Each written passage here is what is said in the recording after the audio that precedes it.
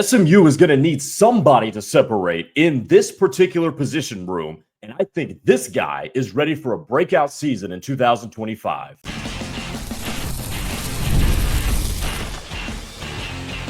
You are Locked On SMU, your daily podcast on the SMU Mustangs, part of the Locked On Podcast Network, your team every day. Welcome to Locked On SMU, rounding out another week of the show. I'm Grayson Singleton. Thank you so much for making us your first listen of the day. Thank you for spending part of your day with me. Our episode today is brought to you by FanDuel. Football season is around the corner. Visit FanDuel app today and start planning your futures bets now. We'll tell you more about FanDuel here in just a few minutes. Coming up on today's show, why I think it is so important that all of SMU's 6 captains are all from the state of Texas. We're going to talk about that in the second segment. Plus, the ESPN FPI is out. Now, I'm not going to go through the entire schedule, but I'm going to give you the games that are going to be key for SMU's playoff push to get back to the college football playoff and what the ESPN FPI gives them to win these games. So all of that coming up on Locked On SMU on a Friday. Let's start with this. SMU needs a breakout or at least a separator in the running back room. And that leads us to season-defining player number 4. So before I give it to you, remember the first couple that we've done. We've done Alex Kilgore. We've done Isaiah Smith. We've done Lamadrick Spencer. All 3 on the defensive side. Today we go to the offensive side, and the 4th player who I think could define SMU's season is Miami transfer Chris Johnson Jr. If you look at Chris Johnson Jr.'s raw numbers, you're not really going to get too excited about him, right? You're not going to look at it. It's like, oh, this is a guy that's going to be really, really good for us. Like, you might be like, well, why did we take this dude? But keep this in mind. SMU needs a dude who can separate themselves in the running back room. I generally tend to believe that national championship contenders in the running back room have a bona fide one. It may not mean he dominates all the carries, but they have a guy that when we need our A team out there, that's going to be this dude. There's not going to be any heads or tails about who that guy is. And I think the combination of skill set and experience favors Chris Johnson Jr. here. And SMU needs a separator. And this dude, I think, is ready for a breakout. Chris Johnson Jr.'s touches and opportunities were limited at Miami. I'll give you the stats. In his 2 seasons at Miami, in 2023, he carried the ball only 11 times. But for 73 yards, which is a 6.6 yards per carry average, scored a touchdown. In 2024, he only carried the ball 6 times for 31 yards, 5.2 yards per attempt, and no touchdowns. He did, however, last year, catch the ball 8 times for 72 yards and a score. So here's what we know about him. 6.1 yards per carry total in the 2 years, and he can catch the ball out of the backfield and go. He had a big explosive play, albeit against Ball State, but it was a really explosive play where he showed that once you get the ball in his hands, he's a very difficult player to touch, especially when he's on the perimeter. Does this remind you of somebody? This kind of reminds you of Brashard Smith, right? A dude who's so slippery and wiggly, but also possesses a home run hitting burst. Now, I don't know if Derek McFall possesses that. He could. TJ Harden doesn't seem like the guy who kind of possesses that, but Chris Johnson Jr. certainly does. And if there's one separator between Chris Johnson and TJ Harden, Derek McFall, and even if you want to throw Jermichael Green, the freshman, into this conversation, the one thing that separates him is that he's been around a lot of ball and he is a home run waiting to happen when you give him the ball in the right areas. But I also think with his size too, at 6 foot, 185, he can be a dude that runs between the tackles. Now, should he be a dude that carries the ball in the rushing game 250 times, something similar to what Brashard Smith did last year? I'm not going to advocate for that one, at least not today. But he can be the guy that separates and adds just an explosive dimension to the offense, which you can never have too many of those dudes. Now, you could say, well, Derek McFall could do that. Sure. But Derek McFall hasn't been around as much ball as Chris Johnson has. I think Chris Johnson is a dude who is poised for a breakout year because he's sat and waited and made big plays in his very, very short amount of opportunities. And now he's back here in a place where he can be the dude in a backfield. He's in a place where all that skill set and all that experience can finally come to the forefront for SMU's offense, because they're going to have to replace Brashard Smith's production one way or another. You cannot be one-dimensional. Now, Kevin Jennings and his mobility and his athleticism can offset some of the one-dimensional traditional type of stereotype where you're just drop back throw. Kevin Jennings allows you to get creative. But what allows you to get even more creative and stay even more balanced is a running back that is reliable, that you can put the ball in his hands, but you can also do it in a diverse amount of ways. And that's what I see with Chris Johnson Jr. here, is that you can swing it out to him. He can run between the tackles. You can line him up in different places if you want to. He can do the traditional and he can do the modern. So SMU, when it comes to revamping this backfield, and it doesn't seem like there has been a separator quite yet. There just flat out hasn't been. It's real nip and tuck with Chris Johnson Jr. and TJ Harden and Derek McFall. And I don't know how it's going to shake out. But for my money, give me the dude that has been around ball and has the explosive capabilities that Chris Johnson Jr. has. Give me that guy in the backfield to complement the quarterback and maybe not be the next Brashard Smith, but is motivated to break out in that way. I think Chris Johnson Jr. is going to be a dude that wants all the touches. No, we talked about with Alex Kilgore yesterday, guys that bide their time and rise up a depth chart. And in Chris Johnson Jr.'s case, he's been biding his time, but he's not going to see the payoff in the original uniform that he was in. But dudes that bide their time and sometimes they go elsewhere to make that jump are as motivated of dudes as there are. So I think this is a perfect marriage between opportunity to fill a hole and motivation to show that I can be that dude and just give me an opportunity and see what I can do.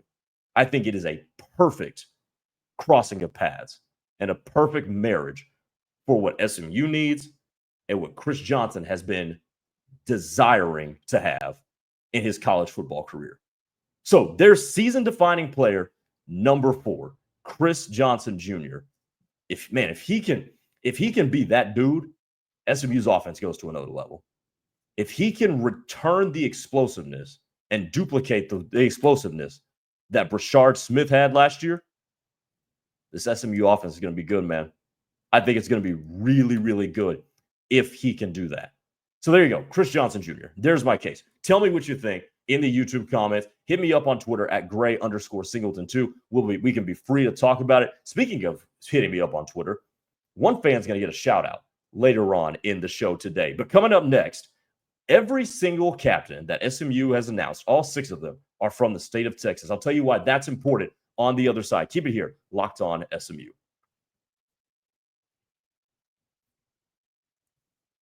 August 26th is officially FanDuel Futures Day, a brand new holiday for football fans who live for bold predictions and preseason hunches. For just 24 hours, FanDuel is giving you deals on NFL season predictions. So whether you're calling your MVP, eyeing a long shot division winner, or ready to crown your Super Bowl champ before week 1 even kicks off, this is your moment. You want to crown your champion in August? Who do you think is going to win the Super Bowl? Buffalo, Kansas City, Philadelphia to repeat? Or do you want to parlay your division winner dark horses? Like, do you think Indianapolis could come out of nowhere and win the AFC South? Or Chicago takes that next step and dethrones Detroit to win the NFC North? You can do all of that. Visit the FanDuel app today and start planning your futures bets now, because Futures Day is one day and it is one day only. FanDuel, play your game. Okay, so I told you that I feel like it's really important that all the captains for SMU are from the state of Texas. Get to that in just a second. Since you made it this far, go ahead and subscribe to the YouTube page and also click that notification bell so you can get notified whenever we are about to release new content. New YouTube shows drop at noon Central Time every single day. And the podcast on Spotify, Apple Podcasts, or wherever you get your podcast is available at 8 a.m. Monday through Friday. Okay, why do I think this is so important? And by the way, I'll tell you who the captains are if you haven't seen it already. Kevin Jennings, the quarterback from Dallas, Texas. Logan Parr, offensive lineman from Pelotes, Texas. Honestly, that's a city I've never heard of, even though I'm from the state. PJ Williams, offensive lineman, Dickinson, Texas. Isaiah Wacobia, he's from Dallas, Texas. Alexander Kilgore, or Alex Kilgore, I'm not going to call it by his full government name. He's from Katy, Texas, in the Houston area. And Ahmad Moses from Arlington, Texas. Those are your 6 captains for the SMU football team in 2025. And like you just heard, all of them hail from the state of Texas. Why is this so important? I think, in short, this is important because SMU is showing that they're serious. They're putting their money where their mouth is. I want to take you back a couple of months ago when it became very markedly clear that SMU, in its recruiting efforts in 2025, 2026 is when it really took off, and beyond, is to do what? I've said this before. Build a fence around the state of Texas, but especially in the DFW area. Now, not all the captains are from the DFW area, but 1, 2, 3 of them are. If you want to do something and you want to accomplish something that is pretty lofty, it really, really is what SMU is trying to do with its recruiting. You have to show that you are going to honor that, elevate that to new positions, put them in higher positions in terms of leadership. And I think this is a smart move by the Mustangs because they are also trying to do more than just build a fence around DFW. They're trying to be DFW's college football representation. Like, think about that for a second. Baylor is not really in the Metroplex, kind of is, really not. TCU just doesn't have it in terms of representing the Metroplex. But SMU is in the heart of Dallas. It is in the heart of Dallas. So if you want to be DFW's college football representation, why not send the message by saying, all right, the guys that we get from the area or even the state, those are going to be the dudes that represent us at the highest level. 2 of those dudes accompanied Rhett Lashley, or was it 3 of them? Because Logan Parr was there too, I believe. I could be wrong on that one. But at least 2, Kevin Jennings, Isaiah Wacobia, were the ones that accompanied Rhett Lashley to ACC Media Days. So when you say we want to be Dallas's team and we want to keep Dallas's players here, what better way than to show you're actually serious about that and not just doing stuff to be clip farming than to put those guys on pedestals, put these guys in leadership roles, develop these guys to where they are, going to be capable in those leadership roles. All of this, not only is it just good for your football team, but the people that sort of thing matters to are going to appreciate that to no end. That goes a long way for those people. And I'll tell you what else. When you're recruiting kids, you also have to make an influence on the parents and make an impact on the parents. Now, not every parent is going to be moved by this. But I think there are certain ones that will see this and be like, well, wait a minute. They're talking about they want to keep Dallas's best here.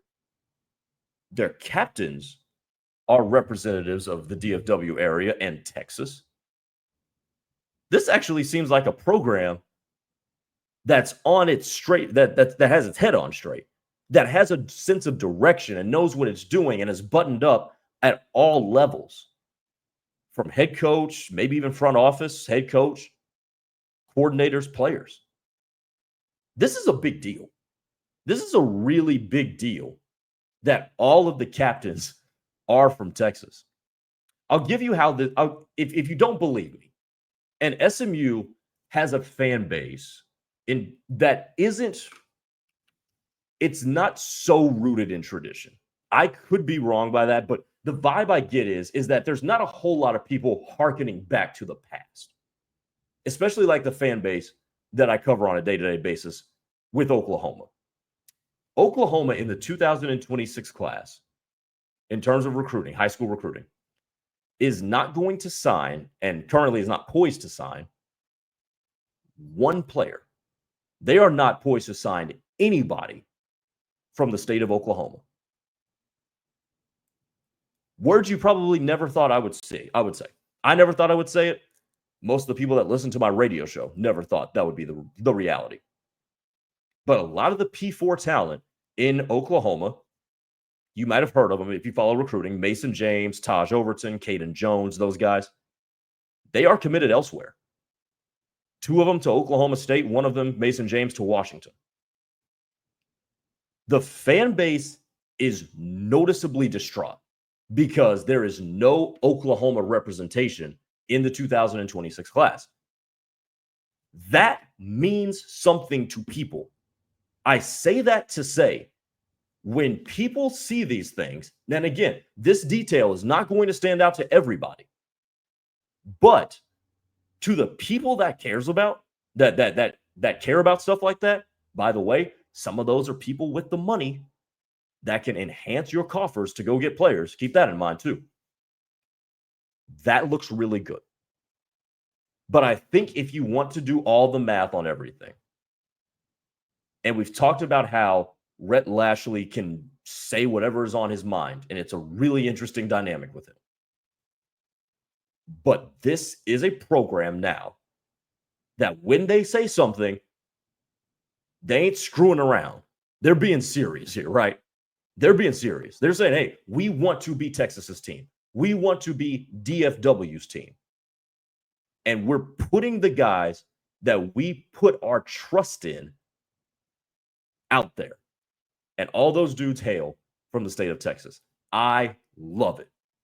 I love it. I think it is 100% excellent. Good on Rhett Lashley. And by the way, too, I got to shout out the players, too, because the players have a lot of influence on who this is. Now, whether it happened by happenstance that the players were like, yeah, no, these are the 6 dudes that we want to lead us. Maybe it did. But good on y'all for getting these guys out there. And good on the 6 men that were elected captains. Kevin Jennings, Logan Parr, PJ Williams, Isaiah Wacobia, Alex Kilgore, and Ahmad Moses. Good on them for being excellent representations of the DFW area and the state of Texas. This was a good day for SMU football. Coming up next, it might be an even better day for SMU football when you hear what ESPN's FPI had to say about SMU's chances in each of their marquee games this year. We'll talk about that to close up shop on a Friday.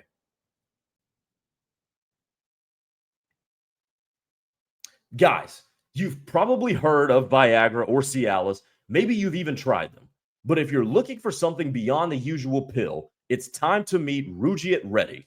Rugiet Ready is a next-gen prescription treatment designed to amplify arousal in the brain and boost blood flow. Unlike the usual pills that can take hours, Rugiet's 3-in-1 formula dissolves under your tongue and it kicks in fast, on average in 15 minutes. Effects can even last up to 36 hours, so you can stay confident and in control when the moment is right. If traditional options haven't worked, Rugiet might be the answer. Over 150,000 men have already made the switch, and you can even read real customer reviews on their website. It's helping a lot of people feel more confident and present in the moment. Head to Rugiet.com/LockedOnCollege and use code LockedOnCollege to get 15% off today. That's Rugiet, RUGIET.com/LockedOnCollege and use promo code LockedOnCollege for 15% off. Individual results may vary with prescription treatment. Compounded drugs are permitted to be prescribed under federal law, but are not FDA approved and do not undergo FDA safety, effectiveness, or manufacturing review. Please visit the Rugiet website for full safety information.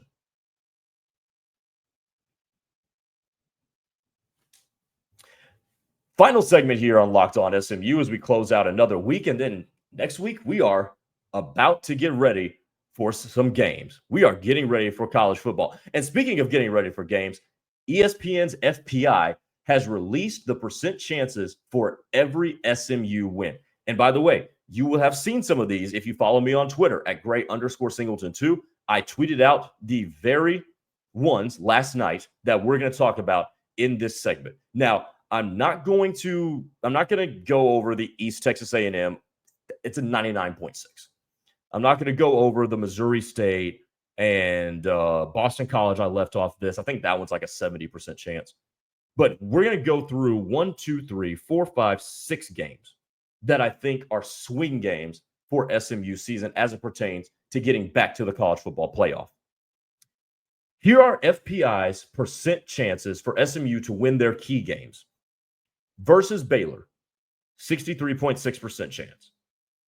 At TCU, 57.8% chance.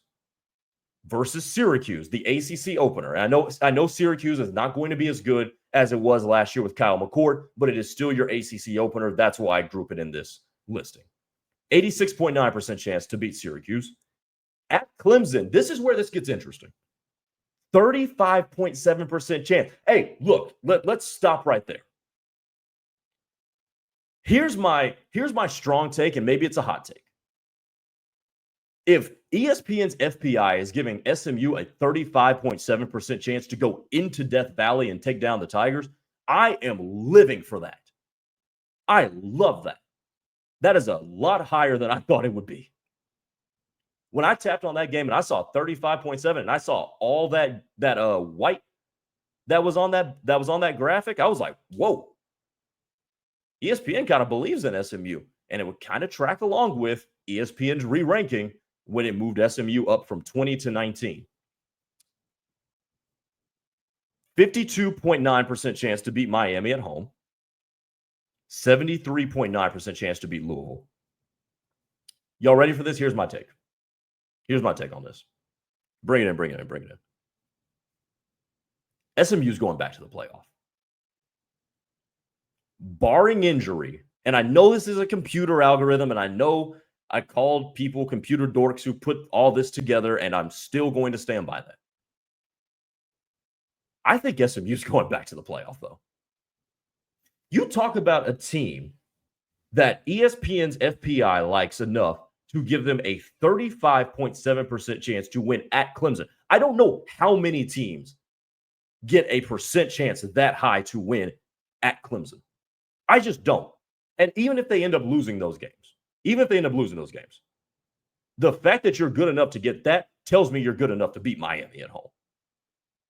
It tells me that you are more than good enough to beat Baylor, more than good enough to go to Fort Worth and take down TCU, and you're good enough to beat Louisville.